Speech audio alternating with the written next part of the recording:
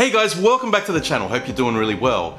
In this video, I'm going to be discussing the PS5, and on my channel I discuss most things home theater and technology related. Definitely this is something that has caught my attention.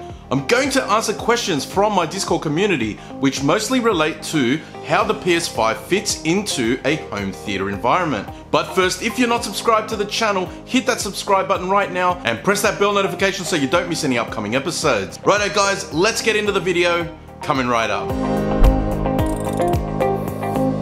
So my first question is, what am I most excited about with the release of the PS5? And that is going to be that we're finally getting some decent hardware in these things. And that's always been the bone of contention between PC enthusiasts and game console enthusiasts, is that the PCs always have the better hardware. So the CPU is going to be a 3.5 GHz 8-core Zen 2 processor. You know, it may not be exactly the same as what you'd get in a PC because it'd be heavily modified to work in a console, especially because of the thermal limitations for being in such a small form factor. We don't know too much about the GPU yet, other than we know that it boosts to an incredible 2.28 GHz, which is like on par with some of the very high-end overclocked NVIDIA GPUs. And it's also going to be RDNA 2, which means that we're going to have ray tracing and other cool things that are not yet available in the AMD lineup. So I'm super excited to see what they've come up with. And when you consider that the console is going to have a very fast CPU, a super fast graphics card, fast RAM, GDDR6, 16 gigabytes, so it's pretty decent, as well as a custom SSD. We know that it's definitely, on the hardware side, we're looking pretty good. I'm not going to compare it with Series X because I know on paper that it has superior specs. It is going to perform pretty well. That's my opinion. I guess we'll find out once we get our hands on it and we can do some benchmarking,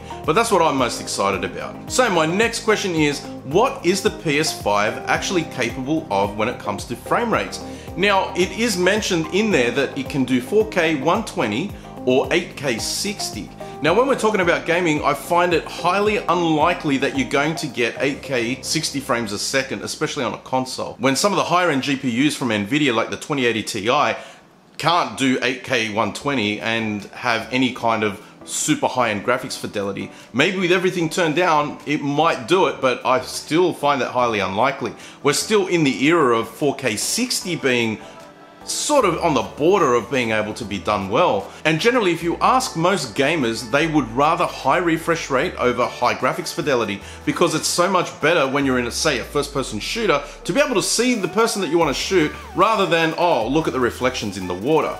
Now, it is great that this new GPU is going to have things like ray tracing, which will give you that option, but I still think that most game developers know what their target audience is, and they'll be focusing more on performance than on that really super high-end graphics fidelity. So while it might be capable of 8K 60, my gut's telling me it's going to be 4K 60 that they'll be focusing on more. My next question is, will the PS5 be capable of playing Blu-ray and UHD? Now, yes, we know that it will be. Now, my biggest question is whether or not it will support Dolby ATMOS and Dolby Vision, as well as DTSX, Auro 3D, and any of the other sound formats that are available. So there was a little bit of pushback from Dolby when they saw in the announcement that Sony was claiming that their new Tempest 3D system was superior to all the other sound formats. Now, it's a bold claim considering Dolby has been in the game for such a long time, and they actually said some incorrect information where they said that Dolby ATMOS was only capable of 32 simultaneous sounds, and Dolby's come back and said no, it can support several hundred. So they've hit back, and that sort of leads me to think that maybe this new UHD player will not support Dolby ATMOS. I mean, for the games, I kind of think that that's a given that it won't be supporting Dolby ATMOS. I think they're going to be trying to push their new Tempest 3D audio system. And when the PS3 came out, I actually bought the PS3, not for gaming because I was always a PC gamer, but I bought it to play Blu-rays. And yeah, it was, you know, fantastic at that. And it was at a much cheaper price point than actually getting a Blu-ray player. And because we've come such a long way when it comes to sound and sound processing, Sony may be limiting their audience that are after it for a home theater application, especially if it's not going to support other sound formats. So my next question relates to 8K, and with devices like the PS5 and the new Denon that supports 8K, What does the future look like for 8K? And is it something that we should be looking at implementing now in our home theaters? So personally, I've been an early adopter on a lot of technology, especially because my job has always been in IT and I'm used to looking at the latest and greatest things. And when 4K came around, I remember I was one of the people that was into 1080p, and I had a 1080p projector, and I was really like, yeah, 1080p is the limit that the eye can see. And this was a common misconception that people that were hesitant to go to 4K was because there had been a lot of information circulating that your eye can't actually see the detail in 4K, and that 1080p was the highest and 60 frames a second was the highest. Now, we've since learned that that isn't true, because you can definitely tell the difference between a 4K image and a 1080p image. So do we make the jump to 8K now and start future-proofing our home theaters by putting in 8K cables and buying the Denon AV receiver which supports 8K? Well, my opinion is I wouldn't do it just yet. The reason is HDMI.org haven't yet certified any HDMI 2.1 cables yet. There are quite a few companies out there selling them, but they don't actually have the HDMI.org certification. To be able to say that this is a certified 8K 2.1 48 gigabits per second cable, it must have the HDMI.org seal of approval on it. And there's other things that need to go on the cable as well to prove that it is a 2.1 officially certified cable. Does that mean that these other 8K cables that are currently out there now will not work?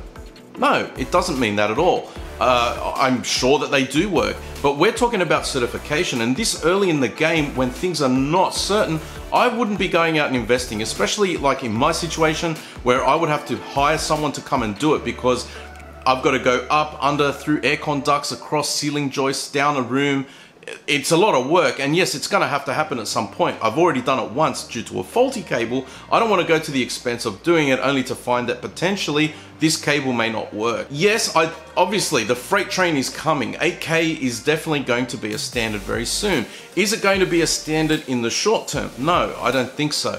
There's no content out there for 8K. I mean, you've got some YouTubers that are using, you know, high-end red cameras that may be exporting in 8K, but generally speaking, content, Netflix, UHD discs, they're all coming out in 4K at the moment. So personally, I would hold off.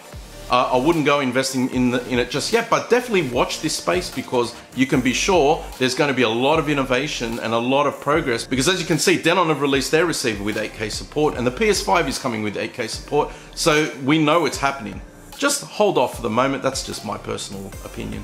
So my next question is, how do I see the PS5 fitting into my home theater?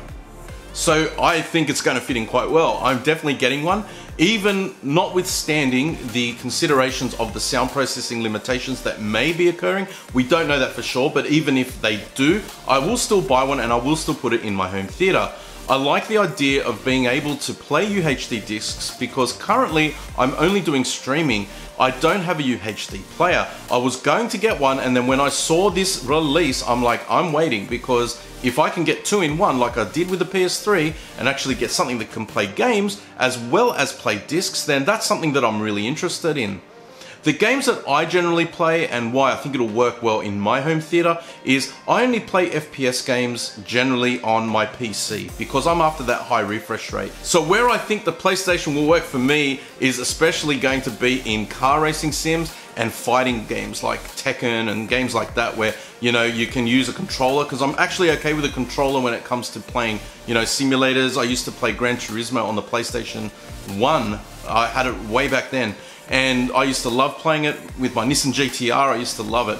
And yeah, using the controls for that, but you put me in a situation where I need to shoot someone, like in a first-person shooter, I just can't get used to the console, because I'm so used to using it on my PC with a mouse and keyboard. But imagine playing Gran Turismo or Need for Speed or one of those games where you can, you know, you've got the big screen in front of you. It'll feel almost like you're there, especially with the improvement in graphics. So for me, it's going to fit in quite well, as I am looking forward to using it as a media player. I'm really hoping that they will allow things like the Plex Media Server and other things to interact with it. They'll probably have Netflix as well, so that is something that I watch a fair bit, and especially if it's got Dolby ATMOS support. But I'm worried it doesn't, because as I said earlier, they're trying to promote their own, you know, true 3D. So whether or not you can watch something in Dolby Vision or Dolby ATMOS when you're using the PS5 as a player, it remains to be seen. So yeah, as well as where to place it, I have a server rack, and it will go nicely because it can go horizontally. So I have cooling in there as well, because I know consoles generally run pretty hot, but I've got a dedicated air conditioning vent in that closet where I have my server rack, so I'm not too worried about heating. It is a shame because I really like how it looks. It would be awesome if I could have had it actually in the theater so I could look at it as well. But yeah, that's fine, small problems. But yeah, I think it'll fit in quite well. Righto guys, thanks for watching the video. Let me know what you think in the comments section down below. Personally, I'm really looking forward to getting more information about the PS5, such as price and things like that, but at the moment we're a bit light on details. So yeah, stay tuned, subscribe to the channel because I'll be updating you guys in future episodes of Ask Tony, as well as more dedicated episodes on the PS5 as information becomes available. That's it for this one. You'll catch me in the next one. Bye for now.